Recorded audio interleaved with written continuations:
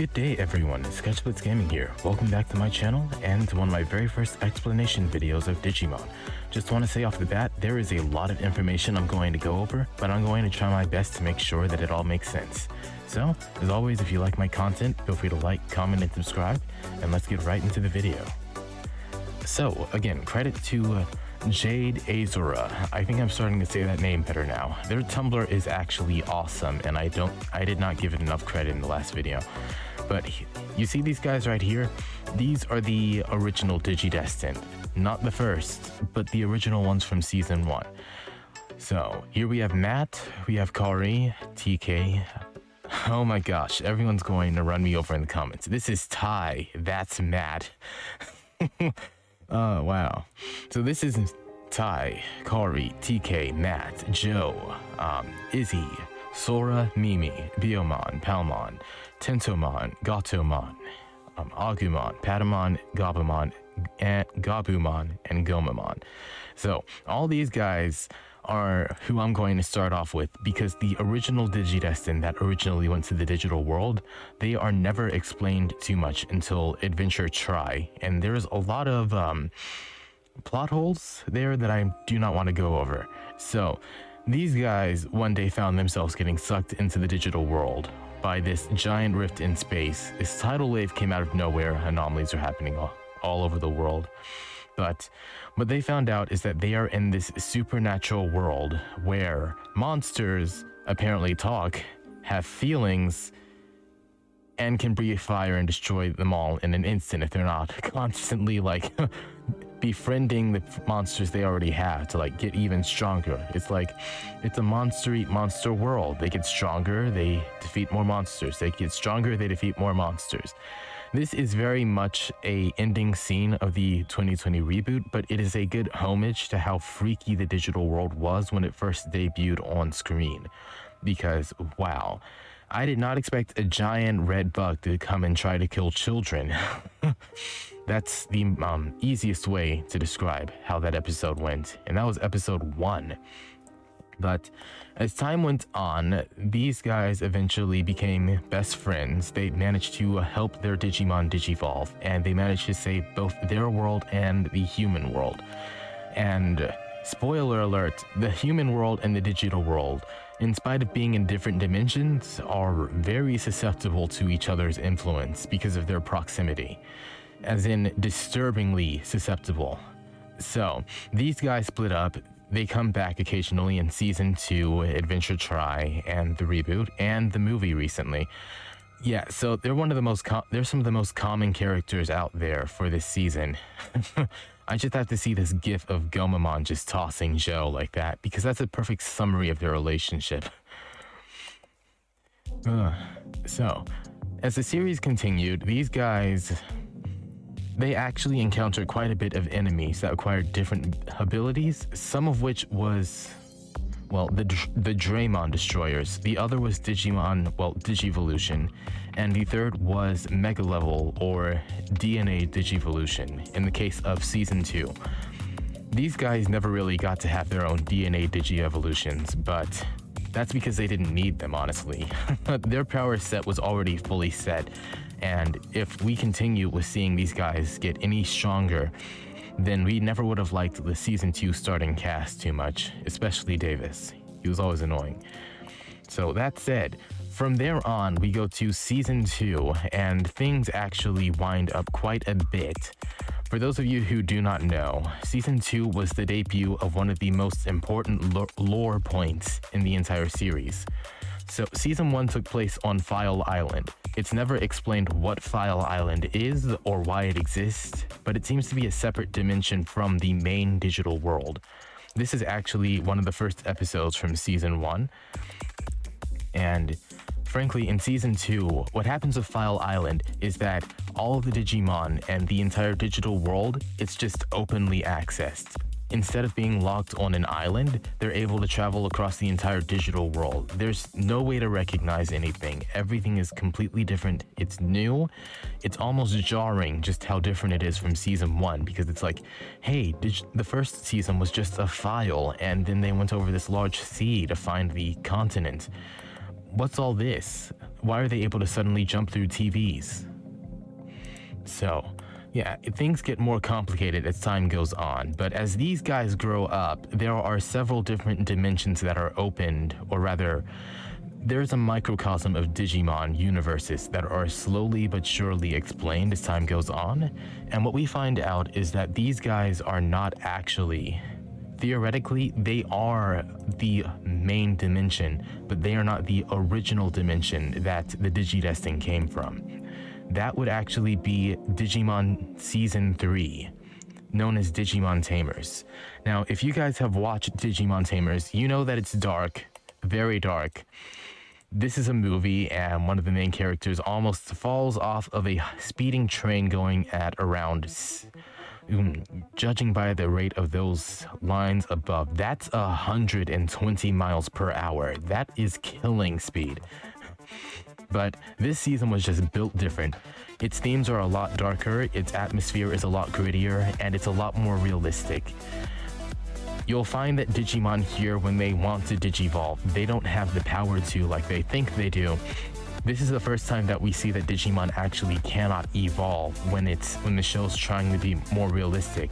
Like, in the original Season 1 and Season 2, it's revealed that Season 1 and Season 2 were actually just shows for this season, which makes it feel like all of us just grew up and all of a sudden these guys are the original season of Digimon and we did not grow up with them. Like, it felt, personally, when I saw this, it felt like I was had when I watched the original season first before this, because it's crazy, like, to think that all of Season 1 and Season 2 was just a cartoon in this season. It says a lot. But this is actually one of the first times that Digimon introduces you to the concept and complicated lore behind it. So what you will find in this season beyond this point is that there are several different multiverses. We have the Digimon 1 and Digimon Season 2 multiverse. We have the Digimon Tamers, which is the original. Digimon Data Squad, which is probably actually the real original human world, just in a different dimension. I cannot confirm which one. Some of these are like cartoons, some of them are shows, some of them are completely, some of them ignore the lore, but Digimon Season 3, Digimon Tamers, is the most authentic. And the reason for this is because of one specific Digimon that I'm going to get into. And trust me, this guy is important to all the lore that you will ever hear about this. This is the nightmare that I reacted to in my previous video. He can't be killed, he is multiversal, he is impossible to destroy. He debuted in Season 2, well, he debuted in Season 1 as separate Digimon, and was revealed in Season 2. This is Zed Millenniumon.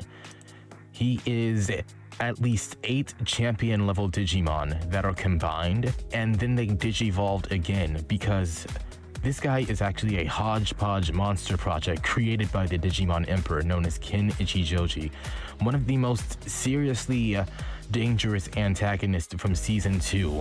They really upped the ante when it comes from what a human can do to the digital world instead of what the digital world can do to humans. And it was quite a spin for Season 2. But in any case, this guy is no joke. Never was, never will be. There might never be a Digimon that can compare to him. And the reason for this is because this guy is actually a darkness god Digimon. He created his own existence in Season 2. So, if you guys are watching the original Digimon Season 2 perhaps, you will find a character by the name of Ryo. But you'll only see him for a brief second. A very brief second. The reason for this is because he appears in a flashback, but he's from Season 3's Digimon Tamers. So if this makes any sense to you guys, this kid went back into a cartoon show from the Digimon Tamer universe. So Digimon has superpowers that are so supernatural that they turn the cartoon show that's in Digimon Season 3 into a real world, and that's how we got Digimon Season 1 and 2. And it's still not explained how this happened, but it's very apparent at this point that Digimon have supernatural abilities. So from here, we actually run into different characters, And one of the most important ones is homeostasis. She is revealed to be this bodiless conscious, which is why I don't have any images of her that I can show you currently. But she most often manifests in the voice of a conscious or through Kari, which is one of the Digidestined who has the light element, or the light crest, I think, or crest of holiness, one of those three. I don't know which one it isn't, honestly, because it seems to do all of the above. But in any case, as the stories go on, we start to see more characters step in. That did not load. And here we see in Digicross Wars, which is actually surprisingly canon, that Digimon and the digital worlds are all connected. It's not explained how they're connected, but there's this massive multiverse that just exists, and all of the Digidestined from all the different seasons can just show up here. And it's crazy, honestly. Like, here we have Data Squad, here we have Season 1, Season 2, this is Digicross Wars. And it's frankly very bizarre because what's revealed is that we were not shown the start of Digimon. We were just shown the part where we can start to understand Digimon. We were only shown things in a way that humans can understand what Digimon actually is. The original Digidestined, yeah, those guys are actually in a different dimension. There's no telling what dimension they're from, but supposedly they showed up at one point, and it's the same dimension as Season 1. But Season 1 is a cartoon in Season 3, so they came from Season 3, and then they mysteriously disappeared back to Season 3's area from Season 1's Digimon Adventure World. So, it's crazy, it's hectic, it's almost impossible to understand, but it's likable, there are explosions, there's fighting, and it's fun. And there's high fives. So, I would recommend starting off on the third, or rather the first season of Digimon, just for being classic about it, because if you start on any other season, you will not understand the actual lore behind this. As the seasons progress, they explain less and less about the Digimon, and they get more and more into the lore, and like, you have to grow up with Digimon, like watch the entire seasons to understand the next one. Unless you watched the first movie, you will not know who this Greymon is or what Digimon he's fighting or why it's so important. But this is actually Parrotmon, and this is Greymon. So these two are the very first Digimon in the entire Season 1 universe to ever enter the human world. And that's actually quite important, because it's never actually fully explained how that happened, or why it happened. It just did. So, as the universe continues to develop and whatnot, we eventually get to Season 4, Digimon Data Squad. And what you will very likely find in Digimon Data Squad is that it's one of the most realistic ones of all time, but something's off. For starters, humans created Digimon. That's a fact. Digimon are actually based off of human data. At this point, you might not understand why I say Season 3 is the original Digimon universe. But keep in mind that the humans in the Season 4 Digimon Data Squad, they did not understand Digimon. They didn't know anything about them. They didn't have the people who created them. They didn't have the people who coded them. They don't understand how Digimon think, how they learn, how they interact. All of this is an anomaly to them, and they view it as an alternate dimensional threat that they formed DATS, the Digimon Data Squad, to fight against. So, Digimon Season 3, Digimon Tamers, is the very original season of Digimon, and Season 1 is a reboot, or rather, it's a reboot of a cartoon that was in Digimon Season 3 now, which is crazy. But to best describe things in a way that makes sense, the reason for all these time paradoxes goes back to this guy that I was describing earlier, Zed Millenniumon. It's going to take a while to scroll back down to him, but to put it in the bluntest way possible, Zed Millenniumon was created by himself. He made himself from the corpses of dead Digimon, namely Machinedramon, who had infinite attack power, and Chimeramon, who was Ken Ichijoji's science project gone wrong, and probably the worst of 1998 moments, if that's when the season debuted. And I mean that like joking lightly, because Chimeramon apparently is 99% of Zed Millenniumon's body. until it digivolves into its final form.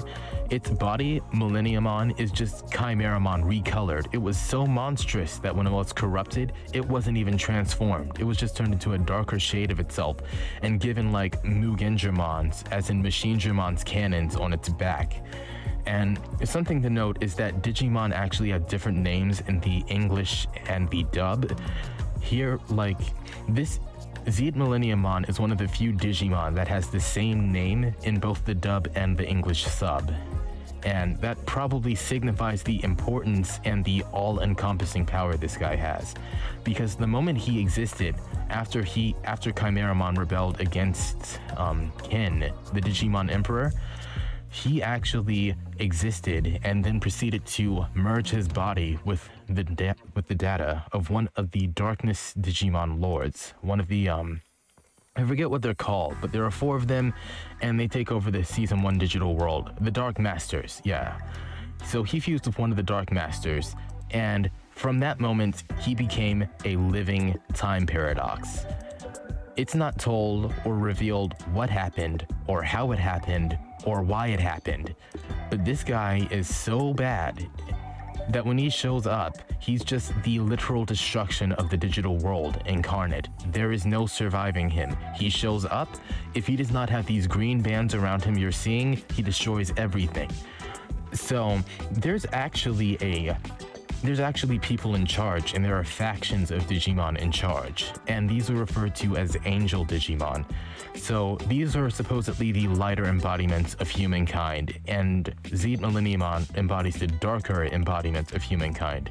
This crystal you see right here on the right, that's totally bodying this woman and taking her life unfairly, that's actually made from 100% malice, hatred, evil, and perhaps 1% digital code, but it cannot be destroyed no matter what. That is Moon Millenniumon. His name is very hard to say, but that's what Zeet Millenniumon digivolves from. So, as things continue to progress in the digital world, what you keep finding is that there are new dimensions, there's nothing explained, things keep happening, there's no explanation behind it. Each universe seems to follow a different set of rules that don't respect the previous one. Like, in Digimon Season 3, everyone had big heads unless they were grown-ups, and in Digimon Season 4, Digimon Data Squad, everyone was suddenly abnormally human compared to the previous seasons. And then in Season 5, all of a sudden, the entire Digimon universe is Christian, which I actually like because it's a nice spin on the digital world. You know, with all the darkness gods and whatnot, it's like, okay, let's see what this is based on. What are they going to do to fight these? I would not think that one of the greatest darkness demon lords was Lucemon, but he very much is. And if you're hearing this for the first time, you're probably wondering what a darkness demon lord is. To put it bluntly, they are minions that Zeet Millenniumon raised across the time space of different universes to fight Yggdrasil. They don't know that he created him. None of the Digimon know that he created them. But Zeet Millenniumon's evil is so bad that when existing in another universe, he can corrupt another one beside it. He corrupts others beside them. These bands around him right here are actually links to digital servers. That is the digital code, like the URL you would type in to get into the digital world, the way to identify it. If that thing were not there, Zeet Millenniumon's body, both in computer definitions and in physical definitions, would be indefinite existence. Those codes are literally locking his position into one space so that he doesn't exist everywhere at once and destroy everything like he normally would. Because without them, it doesn't matter what anyone does, he destroys the universe by default. And that was what happened in the 2020 reboot. He completely destroyed everything. Every kind of nightmarish thing you can imagine a Digimon to be capable of, like making people cry infinitely in infinite despair, like creating entire oceans of darkness. It's nothing to him. This guy could take a star out if he wanted to, because he has so much power behind it and so much time manipulation. He can destroy an entire universe with just one DNA digivolution, just like one fusion. The entirety of Ghost Game is overshadowed, in spite of how freaky it is, by how powerful Zeet Millenniumon is. This guy was so bad that he couldn't be written into the story. And this season is very dark. You see this guy, Koshiro, I think his name is? He dies, I think, about 11 times so far into the series, and there are 61 episodes. Or rather, he dies about 6 times, but I think he's going to die at least 11 before it's over. Going at the rate they're going at, he was just turned into a doll, absorbed into a frog, attacked by a waifu champion or whatever, turned into a... wow. He really does die a lot, and it happens to him more than anyone else, actually. He was almost frozen to death at one point too. Like, they come very close to dying, and that does not come close to the lore in Digimon and describing the actual danger. So getting back on point, we have 4 different stages of Digimon. We have the champion levels, which are the Digivolutions of... actually, I'm going to start from the beginning. We have the in-training forms, which are kind of like the baby forms. And then we have the rookie forms. It goes rookie, champion, ultimate, and level. Well, mega level, excuse me. Although if you're watching it in Japanese, I believe that it is about, it would be about, let's see. I actually don't know. I just know that the mega level is called perfect instead, or ultimate level is called perfect. But you see this? This is Lilithmon. She is one of the Mega Darkness Demon Lords, and the reason I call them Mega Darkness is because whenever a Darkness Digimon Lord appears, they have supernatural powers that demand that they cannot lose no matter what in any dimension. Nothing just takes them out. That's the reason the Digidestined are raised up. So the Digidestined were supposedly created at one point to fight evil, and they were created by Yggdrasil. So Yggdrasil tasked Homeostasis, a computer program of the digital world, to find a way to protect it, to preserve balance. It was never expressly stated because computers do not talk, and Yggdrasil did not exist in the first season in ways that can be properly described. He's just in the background as this ever-present omni-lurking figure, the same way that Millenniumon is. But the Digidestined prevent Digimon from causing so much chaos that it can spread to the human world. Kind of like an antivirus project, but it's made out of people instead of Digimon.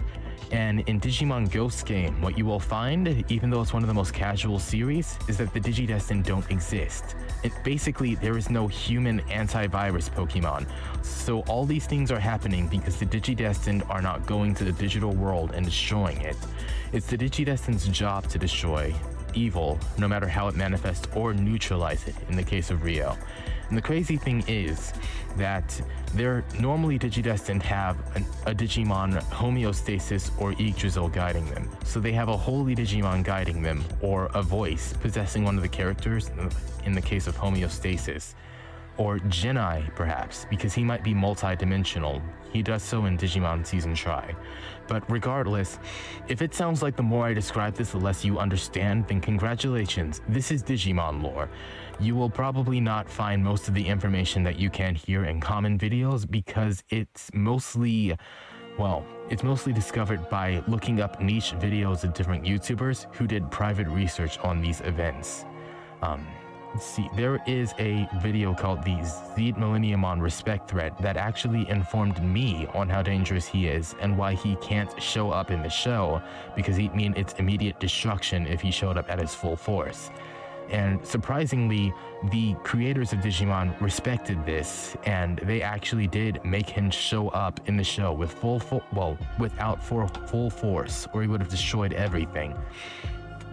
So at this point, there are multiple Digimon universes, and what's going on in the background of each one is that Zeet Millenniumon is waging war with his Darkness Demon Lords, raising them as obstacles to stop the Digidestined so that he can go forth and fight Yggdrasil. He hates Yggdrasil because Yggdrasil is restricting his power. And what he wants to do is he wants to absorb the entire digital world, one world after another, and then he proceeds to go and eventually find the original Digimon world multiverse and destroy it. And what happened, and what always happens, is he uses his darkness Digimon, or the influence of darkness, to cause so many obstacles to show up that the Digidestin that Yggdrasil raises to stop evil cannot fight him. And in most of the cases, it works. Zeed Millenniumon continues going on without anyone knowing he exists in any of the seasons. And it's not until the 2020 season, or season 2, that he's actually even revealed to be behind everything. He just shows up and almost guarantees the destruction of everything. It's basically destruction on sight. All the Digimon in Ghost Game were influenced by his evil, and it's very likely Zeed Millenniumon that was responsible for the rifts that are opening up portals in every single season to allow Digimon to enter the human world. It was quite possibly his existence and his first traveling back in time that allowed Parrotmon and that Agumon to even show up in the human world in Season 1's movie. And that's not an exaggeration, because he travels both back in time and forward. The entire universe of Digimon revolves around whether or not Zeed Millenniumon feels like destroying things or not, or if he's been defeated. So this guy is the literal boogeyman more than any Digimon that's in Digimon Ghost Game or any other season. And it does not matter which season it is or how powerful they are. So, the important thing to note about Digimon when you're looking at it is not at the season's current beginnings and endings and like what's going on in them. You actually have to look at the information in the background to see what's going on. Because this guy, as you can see in Ghost Game, he shows up once, he doesn't show up again. This is an ultimate level Digimon that can quite possibly body almost every other Digimon ultimate level that's been in the show. And I'm not kidding about that. He's a literal tank. And that's going by his stats alone. But this guy is basically an aquatic Mugengermon, or Machine Germon, that has cannons on his back. And he's almost ridiculously hard to defeat. But that's the price of Shogun Gekkomon's existence. He makes everyone suffer for him being so fat. But that aside, the other Digimon seasons, they do not explain too much, but they are fun to watch. Everyone grows up eventually. It's a good way to spend time through 2023 or whatever year you're watching this in. I would recommend watching season 1 again, but as the seasons progress, hopefully I will be able to explain more. Right now, there are only theories because no one's getting a flat-out answer. No one's saying what's actually happening here. Props to Jade Azura again for this Tumblr, because this is actually very well composited. There are so many gifs here and they're so well made. But for the most part, what's important to note about Digimon and its lore is what's going on with Zeed Millenniumon. Which dimension is he in, where is he, and what is he doing, and where has he been? Because he determines the plot, and until he's defeated, there are going to keep being new universes he attacks. He influences one universe at a time and destroys or conquers or gets defeated out of them. But if he enters them himself, it basically guarantees their destruction immediately, irregardless of who's there, unless those bans are on him. So, that said, feel free to look at the rest of Digimon lore. I will not explain too much because it would drain the fun out of it. It's not too important to the story, but I was primarily focusing on explaining the story itself, because if you're watching Ghost Game, you're probably wondering, who is this Digimon and why did the fanbase just explode over him showing up in just one episode? So, that's it for this video. I hope you guys, I hope this was a good explanation for you guys. And as always, if you enjoy my content, well, I will see you all in the next video, hopefully. Bye.